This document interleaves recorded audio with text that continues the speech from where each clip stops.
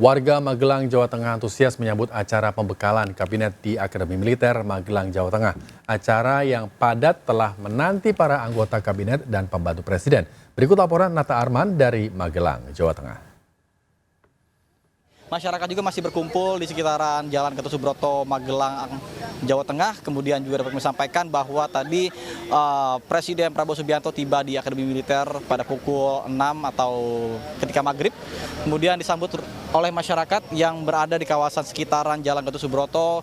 Kemudian juga pengamanan semakin diperketat menjelang kedatangan Pak Presiden Prabowo karena itu merupakan gongnya yang dimana masyarakat ingin melihat secara langsung Presiden terpilih yang dilakukan pada 20 Oktober 2024 tersebut. Kemudian ada pun agenda yang akan dilaksanakan pada tanggal 25 sampai dengan tanggal 27 Oktober 2024 antara lain berdasarkan agenda rundown yang kami peroleh. Pertama adalah pada Jumat pagi tanggal 25 Oktober 2024 ada Presiden dan Wapres melakukan giat kabinet dan juga tur di Akademi Militer. Kemudian selanjutnya pada hari Sabtu tanggal 26 Oktober 2024 pada pagi hari, Presiden dan juga Wapres melakukan pembekalan kabinet, kemudian juga ibu-ibu melakukan kegiatan wisata di Borobudur. Kemudian pada sore harinya, Presiden dan Wapres juga melakukan kegiatan parade senja di depan Geraha Utama Akademi Militer. Kemudian malamnya dilanjutkan sebagai Komandan Jenderal Kopassus dan sekarang menjadi Presiden Republik Indonesia. Kemudian Akademi Militer sendiri memiliki slogan Adita Karya Mahatma Virya Nagara Bakti yang memiliki arti atau makna bahwa sebagai seorang ksatria taruna atau perwira harus rajin dan giat menuntut ilmu untuk diamalkan. Senantiasa tampil dengan gagah dan juga berani dan bercita-cita luhur sebagai patriot bangsa. Dari Magelang, Jawa Tengah, Nata Arman, Dede Rudi, iNews melaporkan. Pemirsa, kedatangan Presiden Prabowo Subianto disambut meriah ribuan warga di Magelang, Jawa Tengah. Prabowo datang untuk memberi pembekalan Menteri dan Wakil Menteri Kabinet Merah Putih terkait program 100 hari pertama. Menaiki mobil Maung Garuda, Prabowo Subianto tiba Kamis sore sekitar pukul 6 waktu Indonesia Barat di Akademi Militer Magelang, Jawa Tengah. Menuju gerbang utama Akademi Militer, Prabowo disambut meriah ratusan warga yang hendak melihat langsung orang nomor 1 di Indonesia. Prabowo yang mengenakan setelan jas coklat dan topi biru juga langsung menyapa warga dengan lambaian tangan. Mayoritas warga yang sudah menunggu Prabowo sejak Kamis siang begitu antusias bisa bertemu dan juga melihat langsung Presiden Prabowo Subianto.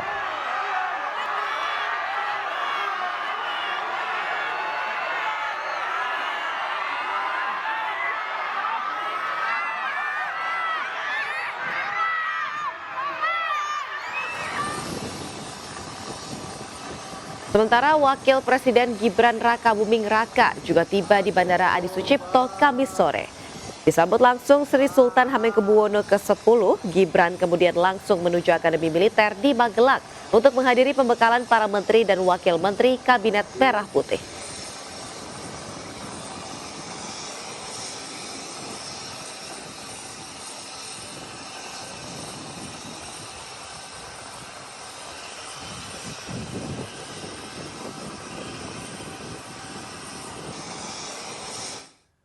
Para menteri dan wamen Kabinet Merah Putih telah berada di Magelang, Jawa Tengah. Mereka diterbangkan dengan pesawat Super Hercules C-130 dari Lanut Halim Perdana Kusuma, Jakarta Timur.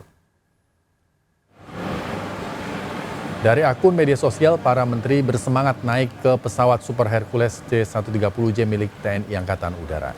Tidak ada kemewahan di dalam pesawat. Para anggota kabinet duduk di tempat yang sama, bangku memanjang di dalam kabin pesawat. Unggahan video Menteri BUMN Erick Thohir juga Menteri Komunikasi dan Digital Mutia Hafidz menggambarkan suasana dalam pesawat.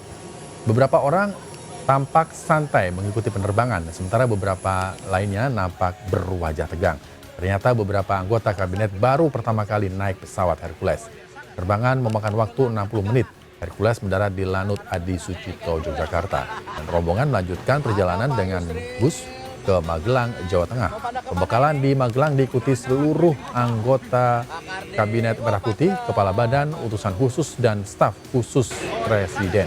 Penuh dengan ketegangan, ya karena belum pernah naik Hercules. Ada Pak Madlizon juga nih, barusan. Pemirsa, 3 hakim pengadilan negeri Surabaya yang diduga menerima suap vonis bebas Ronald Tanur ditahan di Rutan Kelas 1 Surabaya, Cabang Kejati, Jawa Timur. Ketiga hakim diperiksa penyidik pidana Kejaksaan Agung dan juga telah mengenakan pakaian tahanan.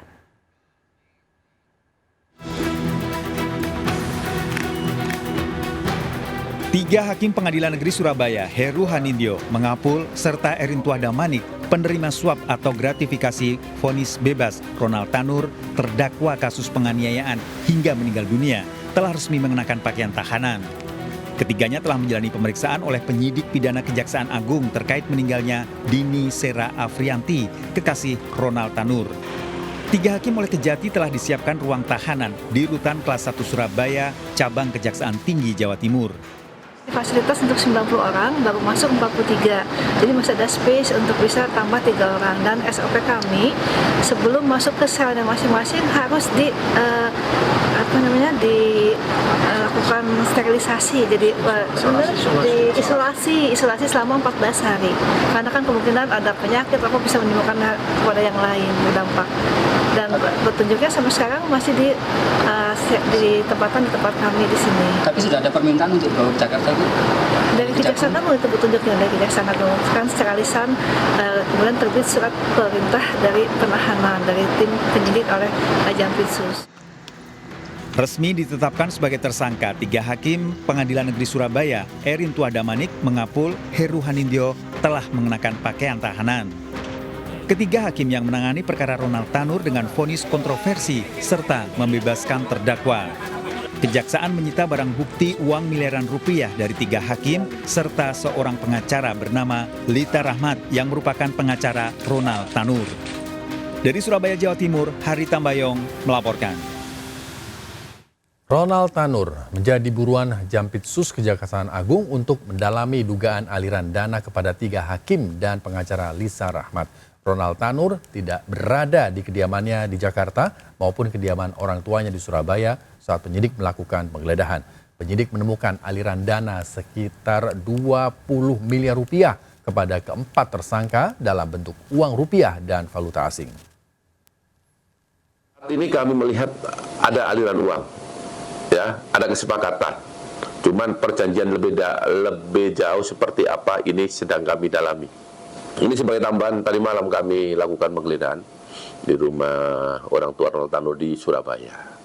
Ya, tim sedang bergerak, tim sedang berjalan untuk mengungkap kasusnya ini seperti apa yang sebenarnya. Ronald Tanur termasuk salah satu yang akan kami mintai keterangan. Namun demikian tadi malam waktu penggeledahan yang bersangkutan tidak ada di rumah.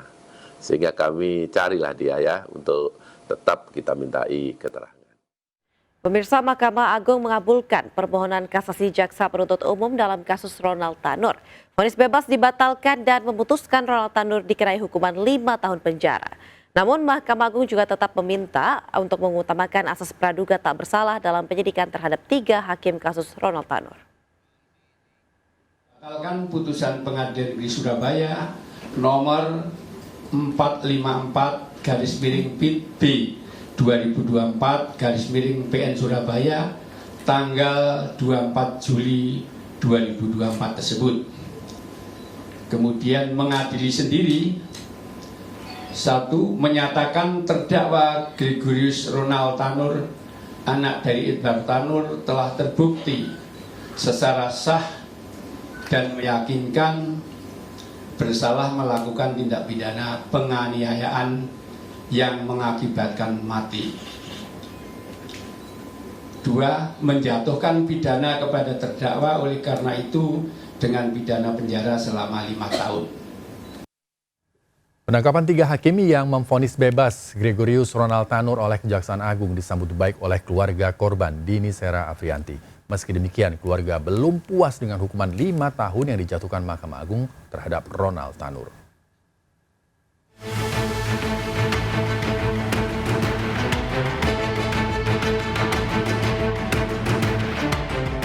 Keluarga almarhumah Dini Sera Afrianti kini bisa bernapas lega. Pasalnya, 3 orang hakim yang memvonis bebas Gregorius Ronald Tanur pelaku penganiayaan Dini Sera telah ditetapkan sebagai tersangka suap dan gratifikasi. Ketiga hakim tersebut antara lain Erintua Damanik, Heru Hanindyo, dan Mengapul. Ketiganya diduga telah menerima suap terkait vonis bebas Gregorius Ronald Tanur.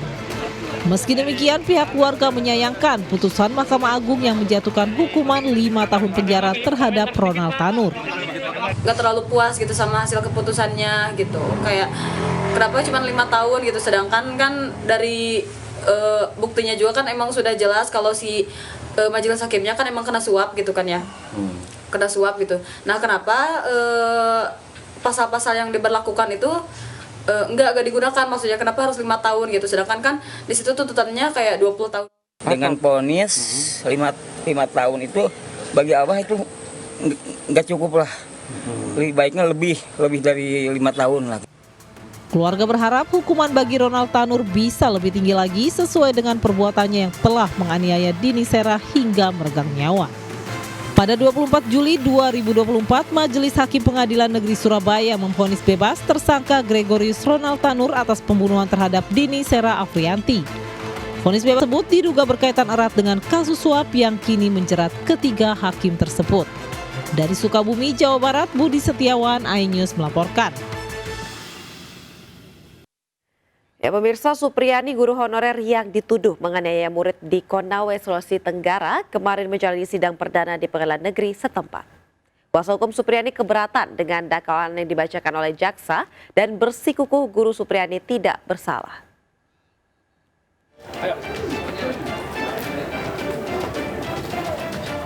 Didampingi kuasa hukum dan kerabat, Supriyani hadir di sidang perdana di PN Andolo, Konawe Selatan, Kamis siang. Dalam dakwaan yang dibacakan jaksa penuntut umum, Supriyani didakwa menganiaya muridnya hingga lebam di paha April lalu. Guru Supriyani bersikukuh dirinya tidak bersalah.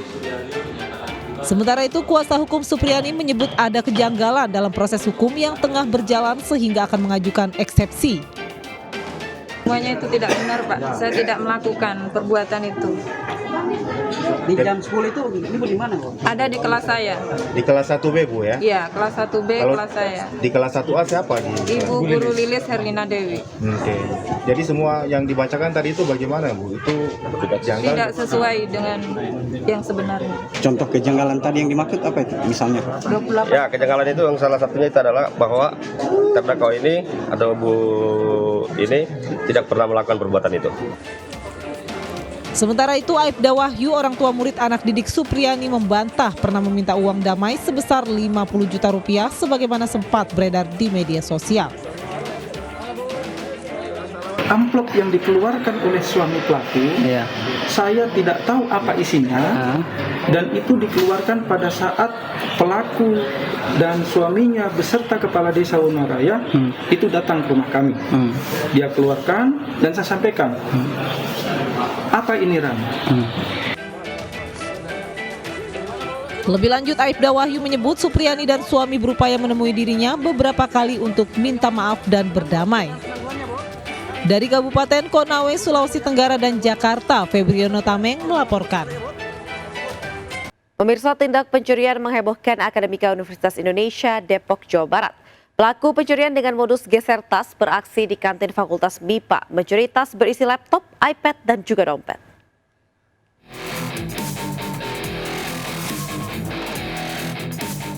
Video ini viral. Kamera CCTV merekam pencurian modus geser tas di kantin Fakultas Matematika dan Ilmu Pengetahuan Alam FMIPA Universitas Indonesia Depok. Pelaku menggunakan kakinya untuk menarik tas milik seorang mahasiswa yang tergeletak di lantai. Pelaku kemudian menyamarkan tas itu dengan jaketnya dan kabur. Korban dan teman-temannya asik ngobrol tak menyadari perbuatan pelaku. Ya namanya dia itu ngobrol bang, asik ngobrol nggak lama, nggak sadar sama sekali itu. Pas sadar pas pelaku itu ini kabur, dia baru sadar. Ngomong sama saya, bang lihat tas nggak? Saya bilang nggak tahu bang, saya bilang gitu piring. Tas korban berisikan laptop, iPad, dompet, dan buku termasuk arsip kemahasiswaan. Pelaku pencurian diduga orang luar kampus. Pekerja setempat mengaku tidak mengenalinya, bukan pelanggan tetap.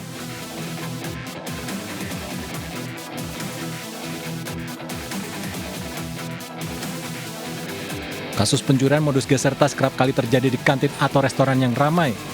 Pemilik lengah dan meletakkan tasnya di sembarang tempat. Dari Depok, Jawa Barat, Yung Rizky, iNews melaporkan. Pemirsa, ribuan rumah di Kabupaten Murung Raya, Kalimantan Tengah terendam banjir. Banjir setinggi 1 meter ini menyebabkan aktivitas warga lumpuh total.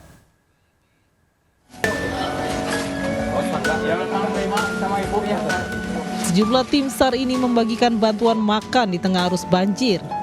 Sambil menggunakan styrofoam, seorang warga korban banjir ini membawa bantuan makanan ke tempat tinggalnya yang terendam banjir di kawasan bantaran sungai Kabupaten Murung Raya, Kalimantan Tengah. Meski banjir terjadi sejak Senin lalu, ketinggian banjir masih tinggi, yakni mencapai 1 meter.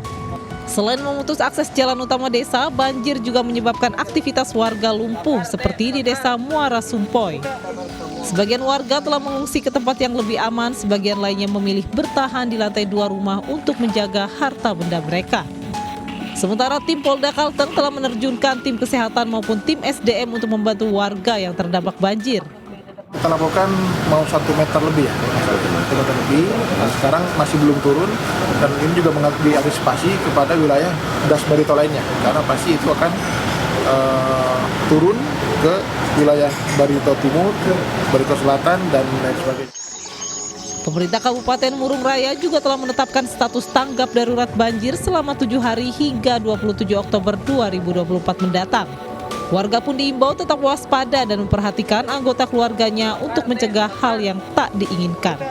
Dari Palangkaraya, Kalimantan Tengah, Ade Sata, iNews melaporkan. Gugatan Partai Demokrasi Indonesia Perjuangan atau PDIP kepada Komisi Pemilihan Umum di Pengadilan Tata Usaha Negara Jakarta tidak diterima. Ya, sebelumnya PDIP melayangkan gugatan kepada KPU terkait keabsahan Gibran Rakabuming Raka sebagai Wakil Presiden di Pilpres 2024. Menerima eksepsi tergugat dan tergugat 2 intervensi mengenai kewenangan atau kompetensi absolut pengadilan. Dalam pokok perkara menyatakan gugatan penggugat tidak diterima. Yang kedua, menghukum penggugat untuk membayar biaya perkara sejumlah Rp342.000. Calon Gubernur Jakarta nomor urut 1 Ridwan Kamil bertemu Gen Z. Jelang debat pilkada kedua, Dharma Pongrekun mengaku tidak mempunyai persiapan khusus. Sementara Pramono dan Rano Karno bertemu Jakmania di kawasan Tanah Abang.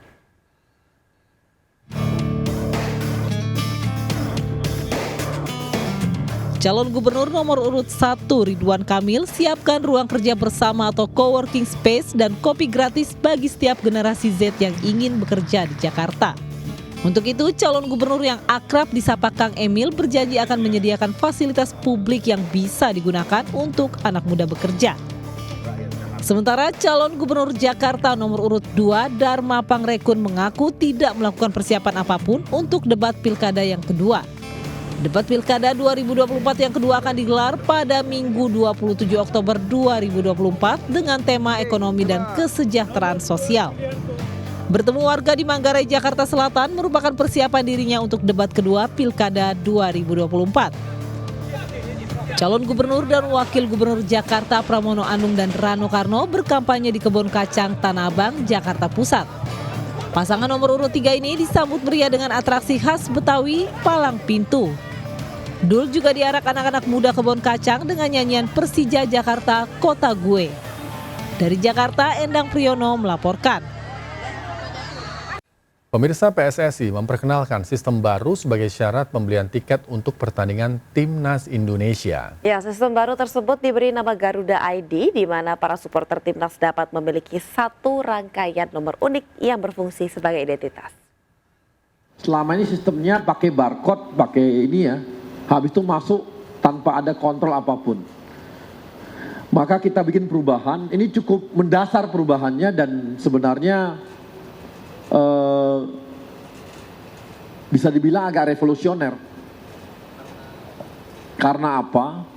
Maka sekarang pembelian tiket yang pertama harus memakai yang namanya Garuda ID, di mana ada proses KTP untuk identitas dan wajah dengan memakai face recognition. Pada saat kita akan masuk ke stadion, nanti setelah itu Garuda ID kan dipakai untuk pembelian tiket. Jadi nanti dia beli tiket itu harus pakai Garuda ID.